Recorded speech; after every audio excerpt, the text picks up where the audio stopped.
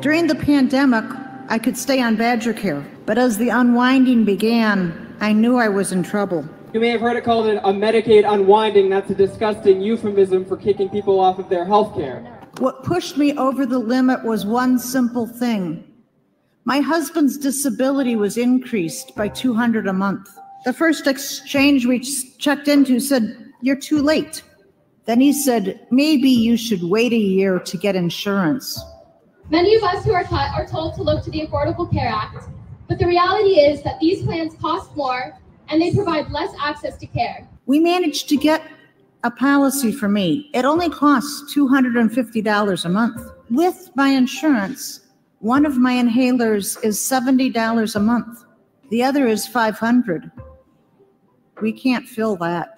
As hospitals close, as Medicaid gets stripped away, our people continue to suffer without the care we need. I carry the memory of too many people who have died because they were forced to ration existing medication or go without health care altogether. A society that spends money on bombs to kill doctors, but says healthcare is too expensive, that's a sick society. Everyone needs Medicaid. They want poor people to stay poor. They don't want us to live.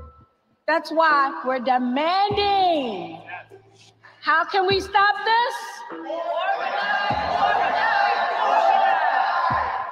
How can we help others to get the Medicaid they need? It doesn't have to be this way. This doesn't have to be the world we live in. We could live in a world where people get the care they need, wherever they need it, wherever they are, without having to be worried about being plunged into debt or losing their homes. We could live in a world where healthcare is considered a basic right rather than a commodity. We could live in a world where poverty is not a leading cause of death.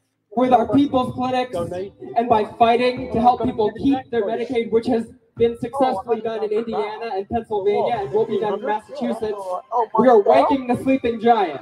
The poor and dispossessed, the 140 million, are the leading social force. We must unite and organize. We must push for our demands.